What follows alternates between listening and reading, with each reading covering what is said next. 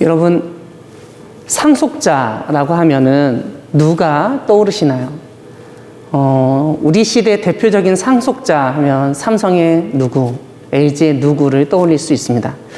언론 보도에 따르면은 이 삼성은 이 상속으로 인해서 상속세가 10조 원이었다고 하고 LG는 최대 1조 원 정도라고 알려져 있습니다. 상속자가 이렇게 세상에서 좀 유명한 이유는 그가 상속받을 권리를 가지고 실제로 이 선대 회장이 경영했던 회사를 비롯한 모든 것을 물려받기 때문입니다. 상속의 사전적 의미를 보면 일정한 친족 관계에 있는 사람 사이에서 한쪽이 죽었을 때 다른 한쪽이 호주권이나 재산에 관한 권리, 의무 일체를 이어받음, 이렇게 되어 있습니다. 세상 사람들은 여러분, 이 큰 회사의 상속자에게 관심이 많습니다. 언론에 보도되는 이 상속 관련 뉴스 때문인지 이 사람들은 대기업 관련 상속뿐만 아니라 이제 주변에 이제 사람들의 상속에도 관심이 생기곤 합니다.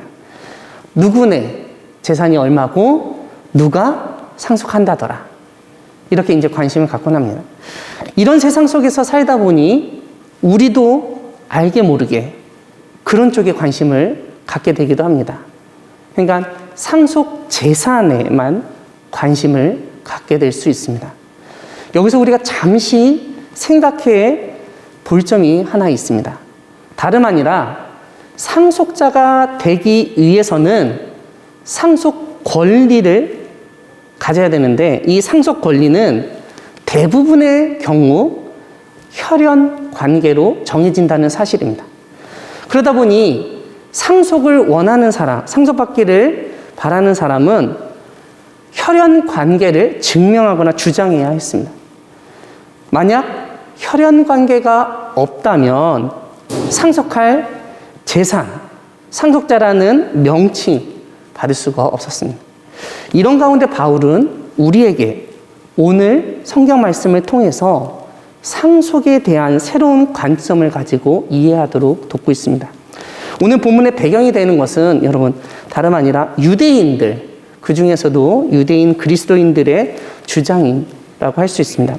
그들은 자신들이 아브라함의 후손이니까 아브라함의 언약은 자신들에게만 유효하고 자신들에게만 상속된다, 이렇게 주장을 했습니다.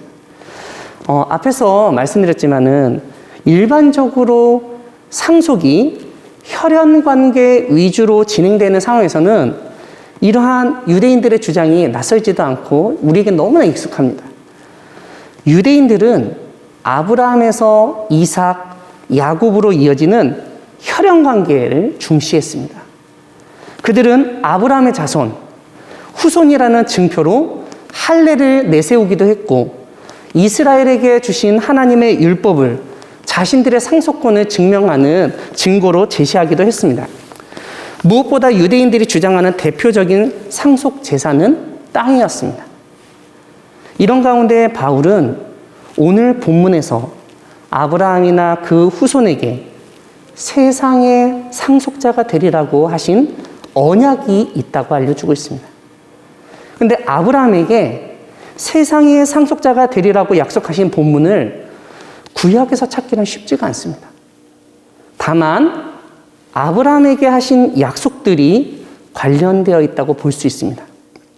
특별히 창세기 15장 7절 그리고 17장 8절에서 땅을 주시겠다고 하신 약속이 오늘 본문의 언약과 직접적인 연관성이 있다고 볼 수 있습니다.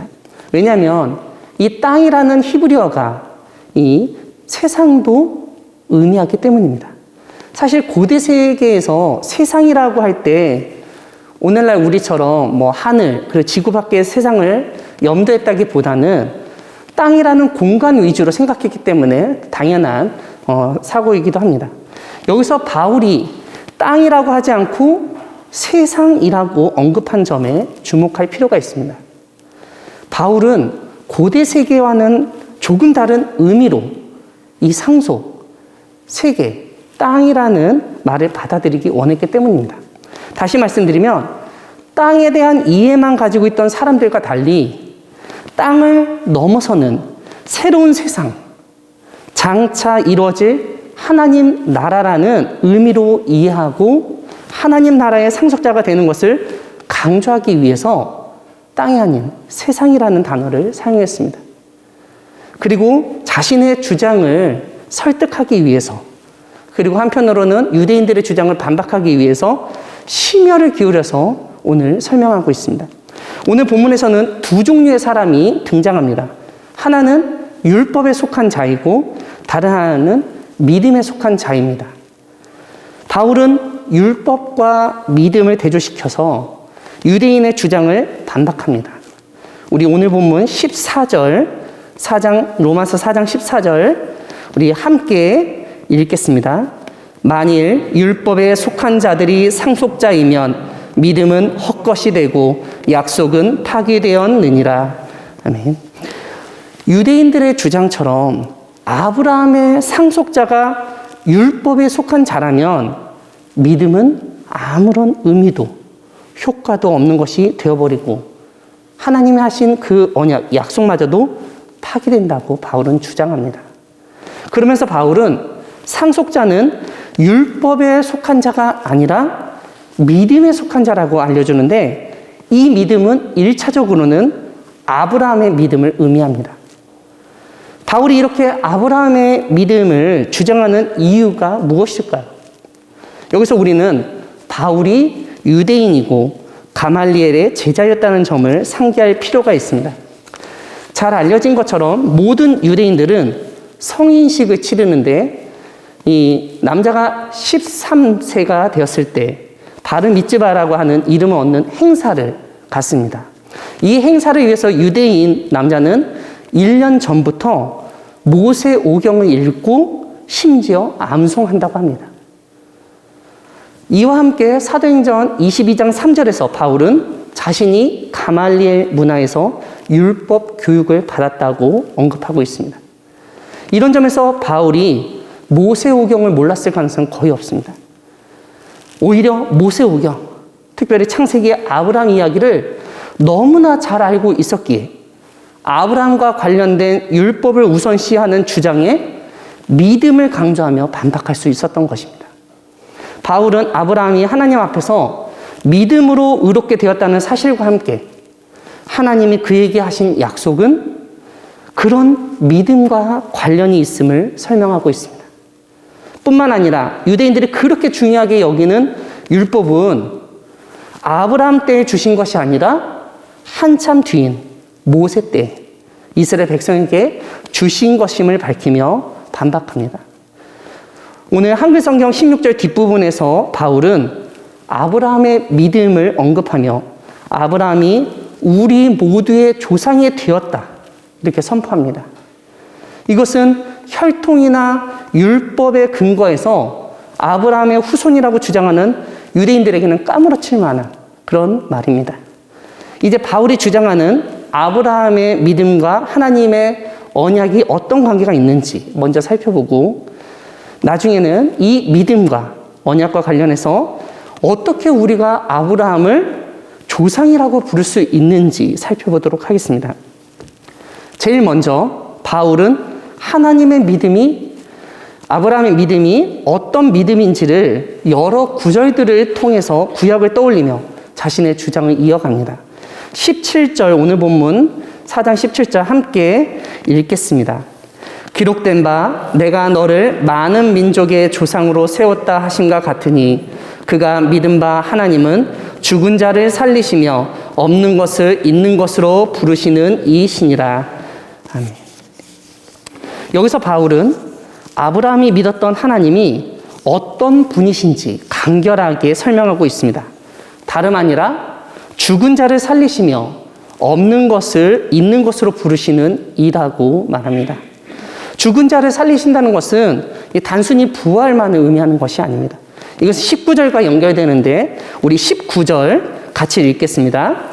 그가 100세나 되어 자기 몸이 죽은 것 같고 사라의 태가 죽은 것 같음을 알고도 믿음이 약하여지지 아니하고. 여기서 아브라함의 몸이 죽은 것 같고 사라의 태가 죽은 것 같다는 말씀은 도저히 아이를 낳을 수 없는 상태를 의미합니다. 아브라함과 사라의 몸 상태가 생명을 잉태할 수 없기에 죽은 몸과 같다는 것을 강조했던 것입니다. 그런 죽은 것과 같은 상태에서 아브라함은 믿음이 약해지지 않았다는 겁니다. 오히려 아브라함은 죽은 자를 살리시는 하나님을 믿었습니다. 그 죽은 자는 지금 우리가 함께 읽고 확인한 것처럼 아브라함 자기 자신이며 또한 자기 부인이 사라였습니다. 아브라함이 어떻게 이런 믿음을 가지게 됐을까 궁금합니다. 그건 다름 아니라 하나님이 직접 아브라함과 사라를 찾아오셔서 너의 아내 사라에게 아들이 있으리라 말씀하셨기 때문입니다. 물론 그때만 하더라도 아브라함과 사라는 나이가 많아 늙었었고 사라 같은 경우 생리도 끊어진 상태였습니다. 말 그대로 아이를 낳을 수 없는 상황이었습니다. 그런 상황을 너무나 잘 알고 있던 사라 역시 속으로 웃기까지 했다고 성경은 알려줍니다. 하지만 하나님은 사라에게 아들이 있으리라 다시 한번 말씀하셨습니다.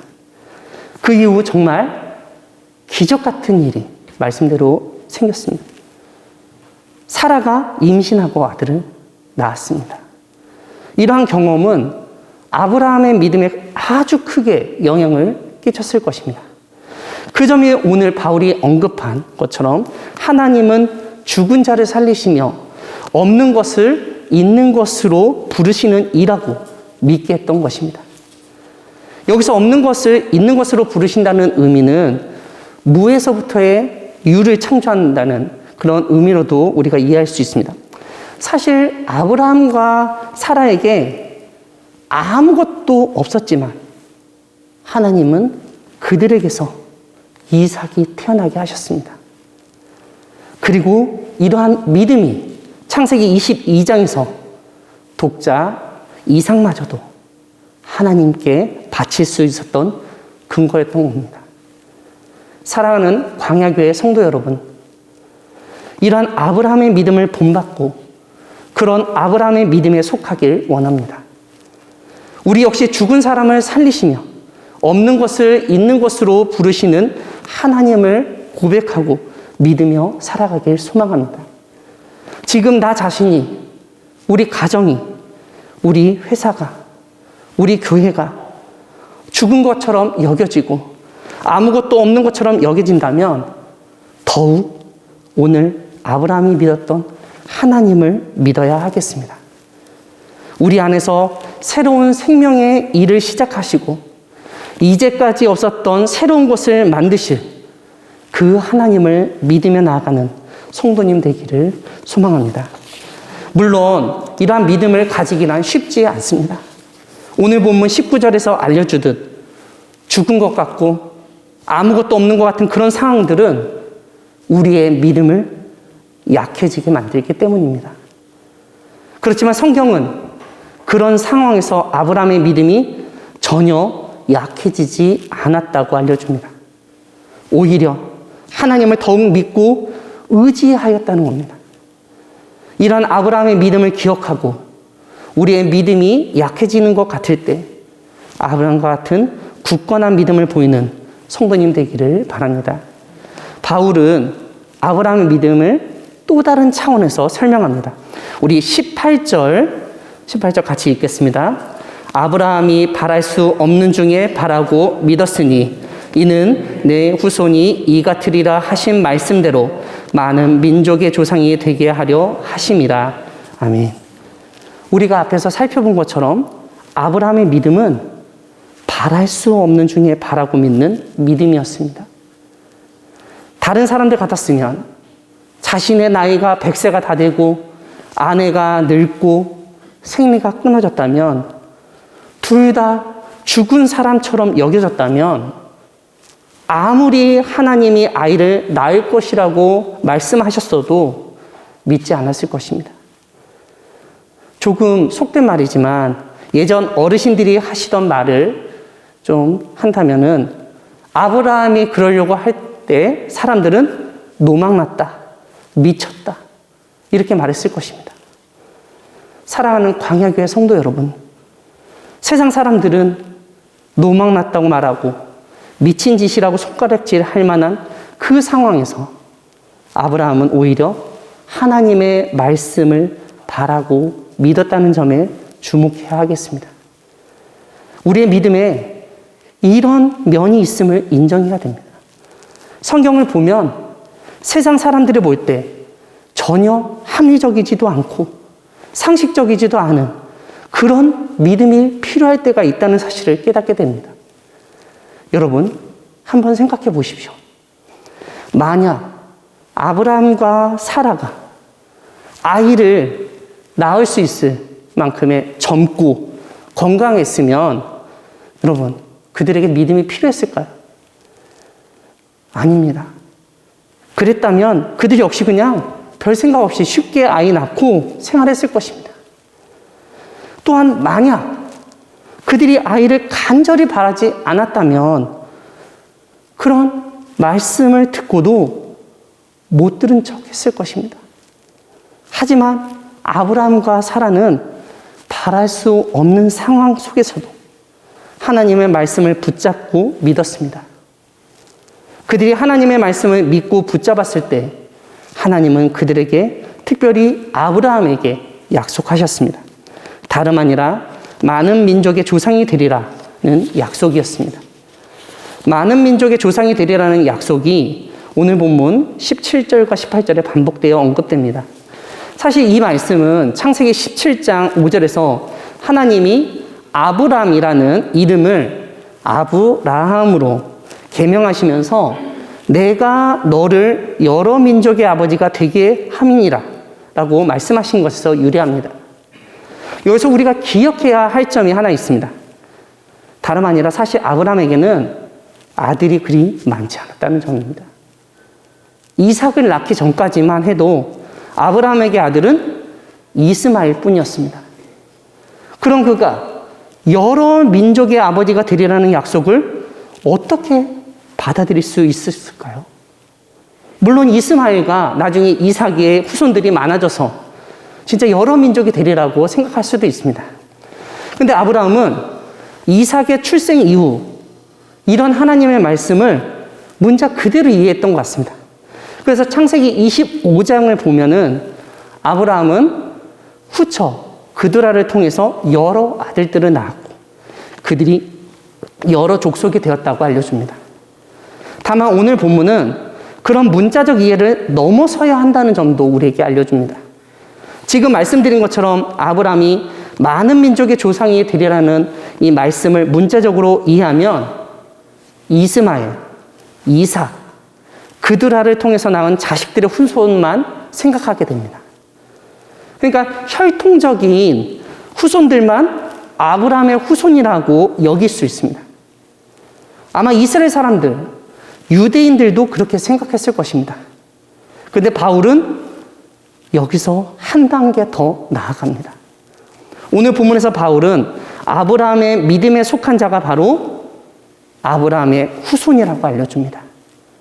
그래서 우리가 아브라함의 믿음에 속하면 우리가 아브라함의 후손이 되고 결국 아브라함과의 언약에 참여하고 그 언약대로 세상의 상속자가 될 수 있다고 주장합니다. 여기서 바울은 아브라함이 아들 이삭을 낳은 것은 자신이 어떤 노력을 해서가 아니라 하나님의 말씀을 전적으로 믿었기 때문이라는 사실을 상기시킵니다. 이해를 돕기 위해서 예를 하나 들어보겠습니다. 오늘날 불임 부부가 많습니다. 그러다 보니 이 자녀를 얻기 위해서 인공수정, 시험관 시술 등 여러 가지 의료적인 기술 도움을 받거나 한약의 도움을 받기도 합니다. 물론 그렇게 시술을 하거나 약을 먹으면서도 믿음으로 기도하고 준비할 수 있습니다. 다만 오늘 본문에서 바울이 지적하는 것은 아브라함이 이삭을 얻은 것은 전적으로 하나님의 능력을 믿었기 때문이지 세상적으로, 개인적으로 어떤 노력을 했기 때문이 아니라는 것입니다. 그래서 바울은 이 점에 주목해서 20절에서 아브라함이 하나님의 약속을 의심하지 않고 믿음으로 견고해졌다고 설명하고, 또한 21절에서는 약속하신 그것을 능히 이루실 줄 확신했다, 이렇게 말하고 있습니다. 이러한 점은 창세기를 통해서도 확인할 수 있습니다. 창세기 15장을 보면 아브라함은 이스마엘을 낳기 전에 자신의 상속자를 다메섹 사람 엘리에셀로 생각하고 있었습니다. 그런 아브라함에게 하나님은 그 사람이 너의 상속자가 아니라 너의 몸에서 날 자가 너의 상속자가 되리라, 이렇게 말씀하셨습니다.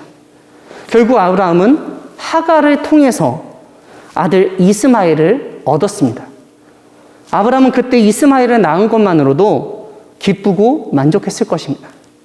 하지만 하나님은 아브라함에게 사라가 아들을 낳아주게 하시겠다 약속하셨습니다.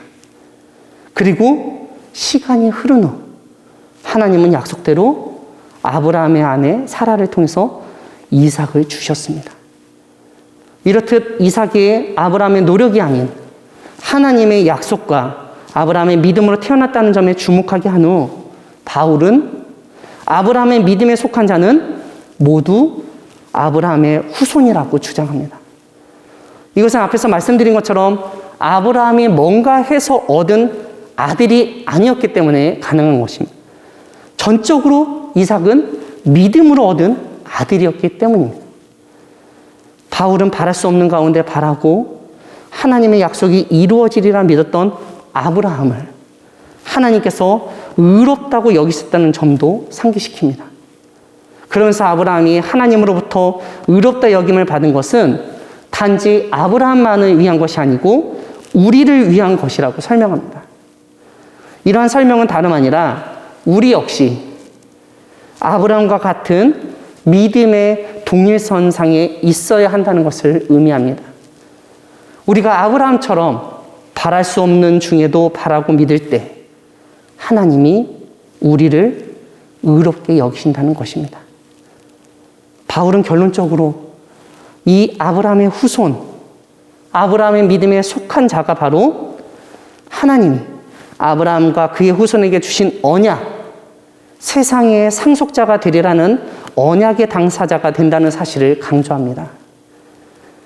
사랑하는 광야교회 성도 여러분, 다시 말씀드리지만 구약에서는 상속자를 혈연의 관계로만 정하지 않았습니다.